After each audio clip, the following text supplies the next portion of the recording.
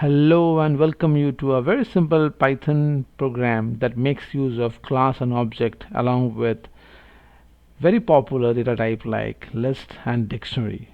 After you have gone through this program, I'm sure that your concept of writing object-oriented based programming will be far more strengthened. So let's get into the program. You're supposed to write a program that implement a student management system using core Python. It allows the user to store and manage student record in the form of first name, last name, roll number, and mark. But this mark would be a predefined subjects like physics, chemistry, mathematics. The program would have following functionalities. It should go for add new student details, display all the student record, update specific student record, and remove student record. So from here you understood that we are basically performing the CRUD operation: create, retrieve, update, and delete. The system ensures that all the students share a common set of subjects. Yes, these subjects names are already common, thereby maintaining a consistency and avoiding redundant input. Okay, so what do I mean by redundant input? We'll get to see when we move to the program. And here it comes. So as you can see over here, I have created one class by the name called student. Well, before I start getting into the detail about the program, let me tell you a couple of points over here. If you see this particular program, it is pretty neat and tidy. That is something you must ensure, because when you will be working in the professional project, you are not going to work alone, you will be working as a team, so you need to take care about that as well.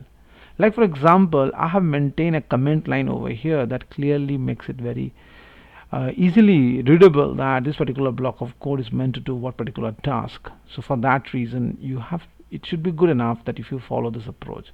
Plus I've given enough space as in the form of a new line so that it adds readability in going through this particular program. See, the more effective way you write the code, it will be very easy for others to debug also, isn't it? Second, if you look over here, there are certain naming conventions which I'm following. Like the class name, the first alphabet should always start with uppercase. If you're coming from Java background, you know very well that over there the class name, the first letter should be in uppercase. So why don't you follow that rule even in Python as well? Second, this is my class variable. So usually the class variable represent in the form of an uppercase completely.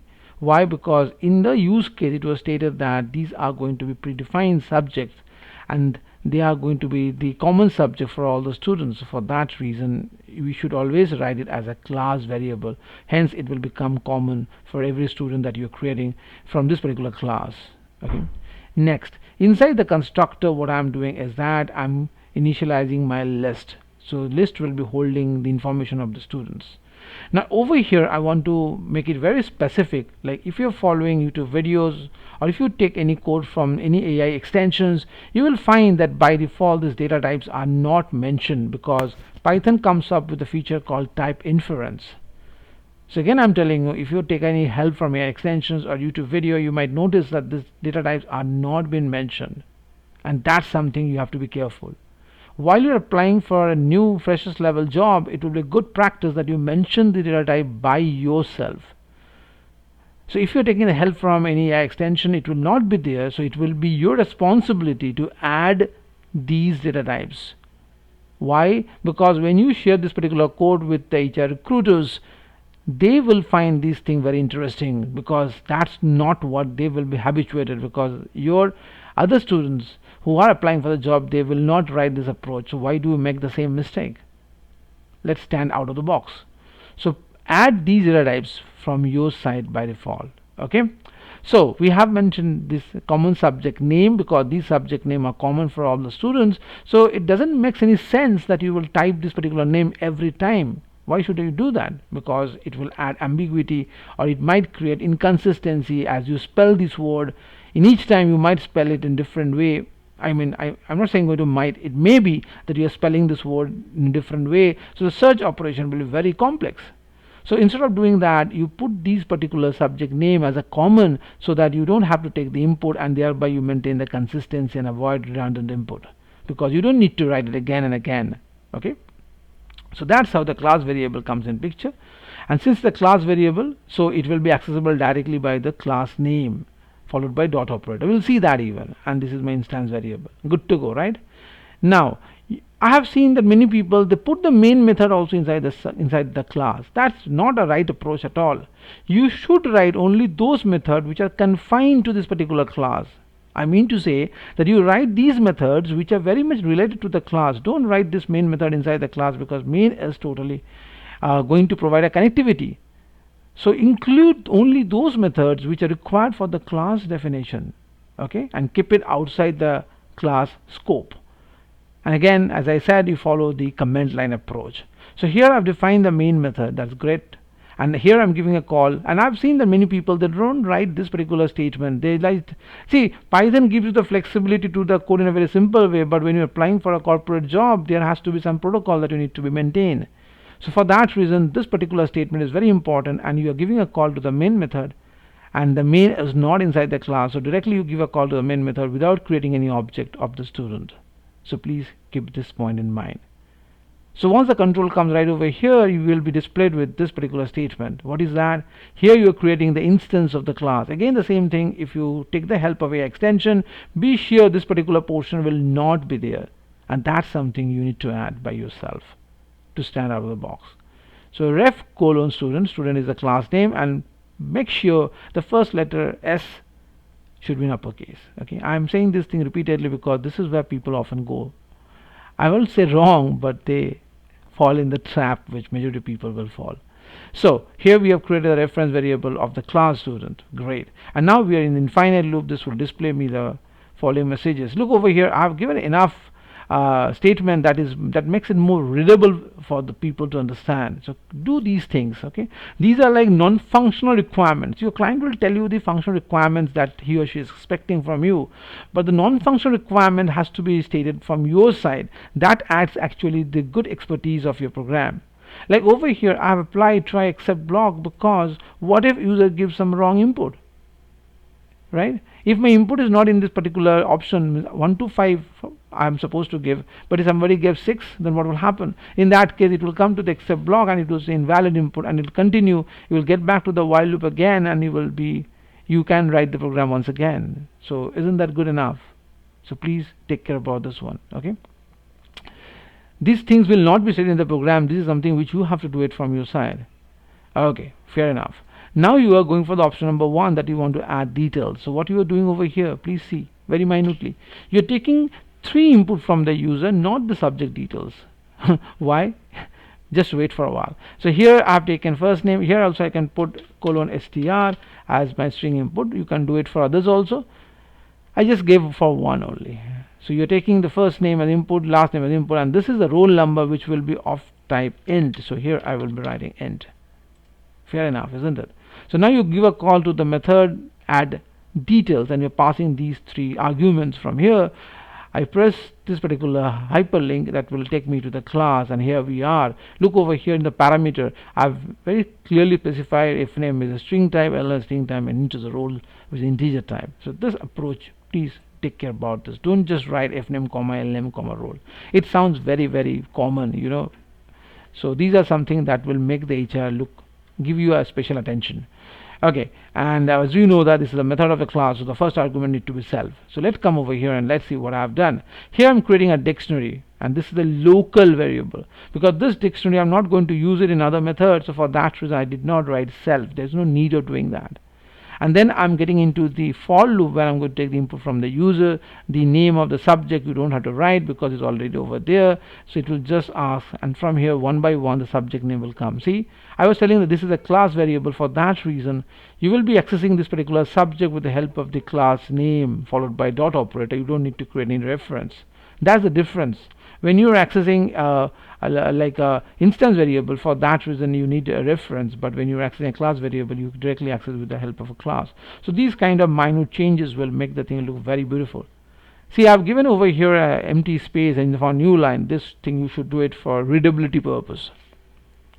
So you took the input from the user, the mark name, and that's what you have stored it over right over here. Again, you can give it over here float. I'm just showing you one time to make you understand that these are small things that you have to do it, and you give the input. So that's way you are not writing the subject name again and again. So this makes a consistency. You took the input from the user, only the subject marks, and that word getting assigned inside my dictionary in the form of key value pair, where the subject name becomes a key and the mark which you are giving is becoming the value.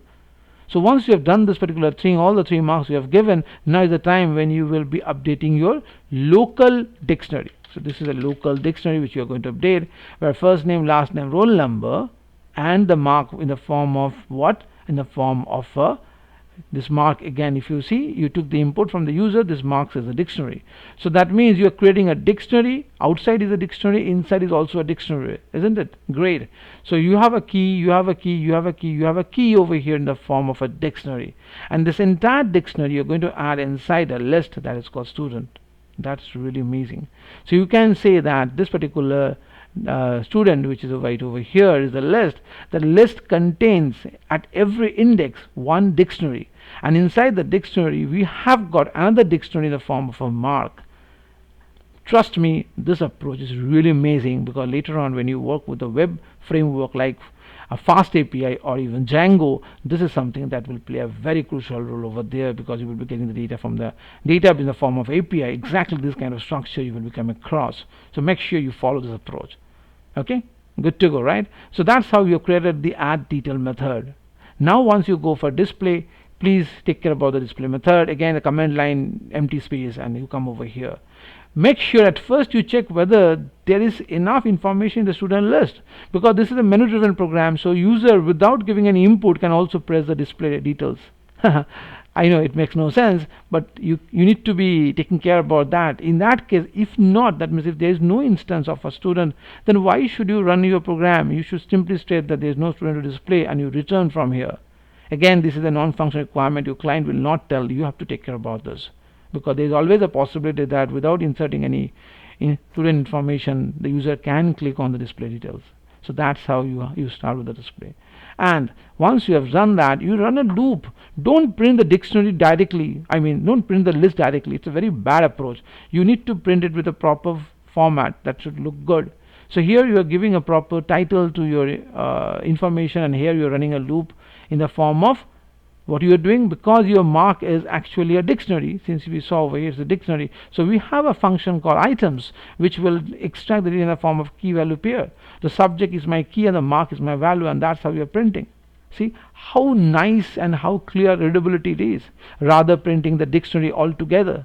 That's again a very bad approach. So you should go through each object in a iterative manner, and this way, okay, you should print it. I believe things is clear now. Let's come to the update part now. Update is pretty challenging. I have seen many people, they will take all the input. Why will you take all the input? Be very specific that which particular record you want to update. So over here I'm taking the input in the form of roll number. So the roll number which I have taken, that I will store inside this particular variable. So once we have done that, now we are going to check that is that roll number valid. So what I'm going to do over here is, remember, if you come to that details, we had a dictionary over here. This is a dictionary with a keyword roll number. That's the reason why I'm maintaining the same name, so that it doesn't create any kind of confusion. So I am iterating from the list. It picks up the first instance, which is a dictionary that gets stored inside the S, and we can target a particular key in the form of index, although dictionary doesn't have index, but key can be considered as an index, and then we are checking whether that particular information is present or not. So if it is present, then it will perform the following set instruction, and if it is not present, that means once we are out of this, then we'll say student not found, and if it is present, then we'll follow this entire if block. So let's consider student is present. Now we will pass the information that press 1 to update name, press 2 to update roll number, press 3 to update marks. You don't need to update all the information that you have given in the add student details, right? You will be updating only that particular information where you went wrong. So be very specific that which particular information you want to update. So for that reason I have given 1, 2, 3. Now whichever you find suitable, you will be updating it. So in case if you are updating name, so it will come right in option number 1, take the first name and the last name that got changed. In that case, roll number marks remain untouched. Isn't it good enough? In case if you are updating roll number, then skip option number 1, option number 3, come to the option number 2, enter your roll number. And in case if you are updating the marks, then come to the option number 3. So it will show you the list of the available subject, and then it will ask the user to enter the subject, which particular subject you want to update. Be very specific. Which particular subject you want to update. You don't need to update all the subjects, right? There is no reason that you will be updating physics, chemistry, mathematics. Maybe you went wrong with chemistry. Why will you touch physics and chemistry in that case, physics and mathematics in that case? So ask the user to enter the particular subject that you want to update, and then check out that particular subject name is present in my class instance or class variable or not. Once it finds that, then exactly take the input for that particular subject and see over here. If you remember, we have a dictionary. The outer was dictionary, detail was dictionary, and mark was also a dictionary, right? It was a dictionary. So for that reason, we are targeting the outer dictionary, and inside that we have a specific dictionary called subject, and then we are assigning that particular modified mark. This is a smart way of doing, which will save a lot of time, because you are not updating unnecessarily those records which does not require any updation. So I believe if you follow this approach, things will be much clearer. So check this particular segment once again, so that you are targeting a particular data need to be updated rather than updating all. And let's come to the remove function. So over here you are taking the roll number of the user that you want to remove, and then you are targeting, again you are going to iteration, you are checking which particular roll number does match, and you are giving a call to the inbuilt function remove, and from the list, and that particular object will be deleted, and then it will return from here. So in case if the roll number which you have given does not exist, in that case this particular line get executed. Otherwise you come across this and finally it returns from here. Hence this line will never get the chance to get executed, because you are returning right from here only. So I believe you have seen all these four methods, exactly how they are working and how simply now it looks like, right? So let me just show you the execution part of the statement before we finally wrap up the video. So I come over here, I go to the reveal in Finder, and here I open my terminal. Now I will show it through my terminal so that it doesn't, I can keep the thing, just minimize this, let me close this, and let's come over here. Let's make enough space so that I can run this. Okay, great. So now I will write Python and then the case student underscore management dot py, and I hit enter. Look over here, the menu comes up which we saw initially. So again I minimize this.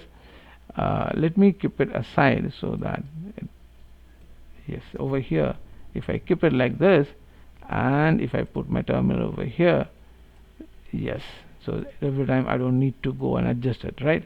So here I close it. So here you can see the menu part comes in. So this is the menu part that you are seeing, and from here I'm supposed to choose option. That's what I was saying, that what if the user goes for option number 2. So if you don't keep this particular functionalities, then what you are trying to print over here, we don't have any information to be printed, right? So option number 2, if I hit, it just says that there's no student to display. So this particular line got executed, and the control came back right to the menu once again. Sound fascinating, isn't it? So let's go with option number 1. I want to add the students, option number 1. So here I'm taking the input first name. So first name is my personal name I'm giving, Swaroop, and my last name is Shah, and it's asking enter the roll number, and I'm starting with roll number suppose 1, and the moment I will hit the enter, so this information in the form of parameters comes to this particular method, and now it will be asking me to enter the subject names, subject marks. Subject name is already given over here. See, the first subject is physics, that got displayed over here. So you're not taking subject name, rather you're just going to take subject marks. So suppose out of 10 how much I got, let it be 5, and let it be 6, and let it be 4. Okay, very poor in mathematics. I hit the enter. So once I have done that, one particular object got created inside, and this object got stored inside this particular list. Sound interesting, right? Now user can go and click on the option number 2 to display this particular information, and this time the if condition will not work, if not will not work rather. Okay, so I go on option number 2, I press, and I get to see the information of the student. Looks the nice way. I've given this space over here so that it looks very nice. So let's come to display part over here. See, I've given some space. If you don't do all these things, it doesn't look good actually. Writing a program is not the ultimate thing. You have to make the program well presentable so that it really looks good, right? So once we have done this, now we come to the update part. Okay, let me add one more record and then I'll go to the update part. So I press option number 1 because I want to enter another name, and this time I'll go with the favorite character of mine, Peter Parker, and his roll number is 2, and he's far better student than mine, 6, 7, and 8. Okay, great. That student also got added, and now we'll go for the, okay, let me show you once again how these two objects are looking. So this is object number 1, this is object number 2, and all the information what I've given is rightly shown over here. Suppose I want to update information of mine, that is 1, where I have got 1 mark extra. So what I will do is that I will go for option number 3. I hit the enter. So enter roll number to modify, and that is exactly roll number is 1. So I'm just pressing 1. Wow. And now it's asking me enter name, enter roll, enter marks. No, I don't want to change my name. My name is fine. I don't want to change my roll number. That is absolutely fine. I want to update the marks. I will go with option number 3. I hit the enter, and now it asks me that available subjects are physics, chemistry and mathematics. Which subject you want to update? So enter the subject to be updated. So I do what? I just copy this from here. I'm very lazy person. I copy this. This will avoid any redundancy, any mistake in the spelling. And I hit the enter. Now it will ask me enter the new mark for my mathematics. So previously I have got 4 and I just want to increment it by 1, so I'm changing it to 5. I hit the enter and the detail has been updated. So let's go and just confirm it once again with option number 2. So I hit the enter. Remember, last time it was 4 and now it is 5. Fantastic. The chance of error got minimized because I just did not type this thing. I just copied and pasted. Even you could have taken in the form of ID also. That also can be done. Got it? So see how beautiful this program is. Once you have done this, now you come to the option number 4, where you will be removing an object from the memory from my list. So again, I will go for option number 4. So I hit the option 4 and it asks me enter the roll I want to remove. Let it be my roll number that I want to remove. So I'm going with option number 1. I mean roll number 1, and roll number 1 has been deleted successfully. Now let's go and check the display part, and as I do that, see, I'm left with only Peter Parker. Option number roll number 1 is no longer existing. Right? Let's try one more time to remove. So I will go with option number 4 again, and I was supposed to remove Peter Parker, but I mistakenly wrote 22. Do you think 22 is a valid roll number? Of course not. So you need to have a right message in that case. No such information exists. So if you see over here, had the student been there, this block of code would have got executed, but since this roll number is not valid, hence this particular line is getting executed. Because if this block of code got executed, then the control will come at the return statement and it will terminate from the function, from the method. But in this case it didn't happen, so for that reason you got the information. So my information Peter Parker remains intact. Let me just go and display one more time to show you that yes, Peter Parker still exists. Great. So I believe from this particular program you understood that how exactly you need to frame your program so that it is much better for user readability, and at the same time it is programmatically, syntactically, logically it is also perfect. Okay, so that's all from this video presentation. I hope that you enjoyed this video. Keep watching the video and make sure you do the program in a much better way. So wait for the next video. Until then, have a nice time. Bye bye.